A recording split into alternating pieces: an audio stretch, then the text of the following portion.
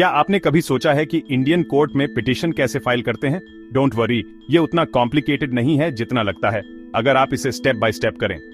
चलिए बेसिक्स से शुरू करते हैं। सबसे पहले मुझे यह क्लियर होना चाहिए कि मैं पिटीशन क्यों फाइल करना चाहता हूं। क्या यह मेरे फंडामेंटल राइट्स को प्रोटेक्ट करने के लिए है, किसी लीगल डिस्प्यूट को रिजॉल्व करने के लिए, या शायद किसी पब्लिक इंटरेस्ट इश्यू के लिए? फॉर एग्जाम्पल, अगर मेरे राइट टू लिबर्टी का वायोलेशन हुआ है तो मैं आर्टिकल 226 के तहत हाई कोर्ट में रिट पिटीशन फाइल करूंगा, या बहुत सीरियस मैटर्स के लिए आर्टिकल 32 के तहत सीधे सुप्रीम कोर्ट में। लेकिन डिवोर्स या प्रॉपर्टी डिस्प्यूट्स जैसी चीजों के लिए डिस्ट्रिक्ट कोर्ट होता है। एक बार जब मुझे पर्पस और राइट कोर्ट पता चल जाए तो स्टेप 2 है डॉक्यूमेंट्स इकट्ठा करना।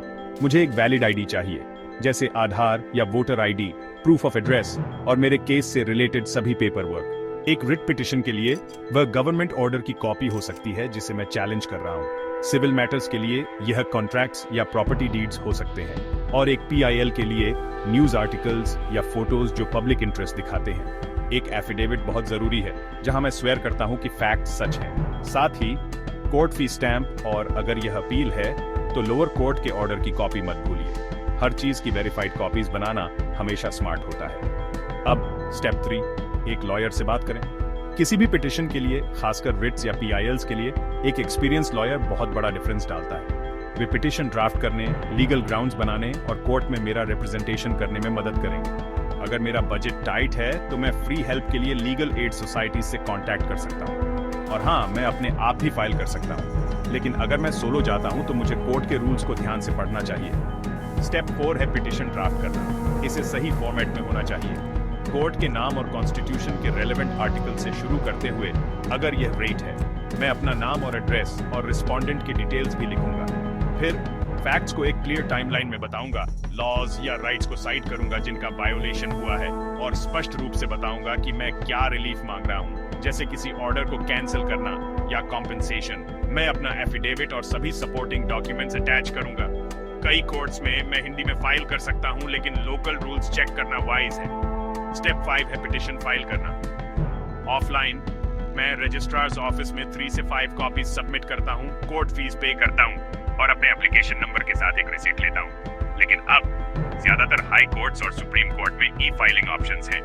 मैं पर्सन के रूप में, पार्टी के रूप में रजिस्टर कर सकता हूं, अपने डॉक्यूमेंट्स पीडीएफ में अपलोड कर सकता हूं, फीस ऑनलाइन पे कर सकता हूं और अपने एप्लीकेशन को ट्रैक कर सकता हूं, सब कुछ घर बैठे। इससे टाइम, मनी और पेपर वर्क बचता है। बस ये सुनिश्चित करें कि मेरी फाइल सही फॉर्मेट में हो। फाइल करने के बाद कोर्ट ये चेक करता है कि मेरी पिटीशन एडमिसिबल है या नहीं। अगर हाँ, तो वे दूसरी पार्टी को नोटिस जारी करेंगे और हियरिंग के लिए एक डेट तय करेंगे। अगर मेरे केस में मेरिट नहीं है तो इसे सीधे डिसमिस किया जा सकता है, तो हमेशा थॉरो रहे। हियरिंग के दौरान दोनों पक्ष आर्ग्यूमेंट्स और एविडेंस पेश करते हैं। कोर्ट और डॉक्यूमेंट्स या विटनेसेस मांग सकता है। अंत में जजिंग डिसीजन देते हैं। रिलीफ, कंपेंसेशन या कभी-कभी अर्जेंट मैटर्स के लिए एक इंटरिम ऑर्डर देते हैं। अगर मैं सेटिस्फाइड नहीं हूं तो मैं एक हायर कोर्ट में अपील कर सकता हूं। याद रखें, पिटीशंस कई प्रकार की होती है, जैसे हेबिस कॉर्पस या मैंडेमस जैसी रेट्स, डिवोर्स जैसी चीजों के लिए सिविल पिटीशंस, कंज्यूमर पिटीशंस और पब्लिक कॉजेज के लिए पीआईएल्स। कोर्ट फीस अलग-अलग होती है, लेकिन पीआईएल्स को अक्सर फी वेवर मिलता है। और हाँ, दिल्ली, पंजाब एंड हरियाणा और मध्य प्रदेश हाई कोर्ट सहित कई कोर्ट्स हिंदी में पिटीशंस एक्सेप्ट करते हैं। मेरी टॉप टिप, हमेशा सुनिश्चित करें कि मेरी पिटीशन का एक साउंड लीगल बेसिस हो। कोर्ट्स बैड इंटेंट से फाइल की गई पिटीशंस को गंभीरता से लेते हैं। अधिक जानकारी के लिए मैं कोर्ट ई फाइलिंग वेबसाइट्स विजिट कर सकता हूँ, या न्याया.org या lawrato.com जैसी साइट से गाइडेंस ले सकता हूँ। पिटीशन फाइल करना एक बड़ा स्टेप है, लेकिन सही प्रेप और डॉक्यूमेंट्स के साथ यह पूरी तरह से मैनेजेबल है। देखने के लिए धन्यवाद। अगर आपको यह गाइड यूजफुल लगा तो इसे किसी ऐसे व्यक्ति के साथ शेयर करें जिसे इसकी जरूरत हो सकती है। अगली बार मिलते हैं।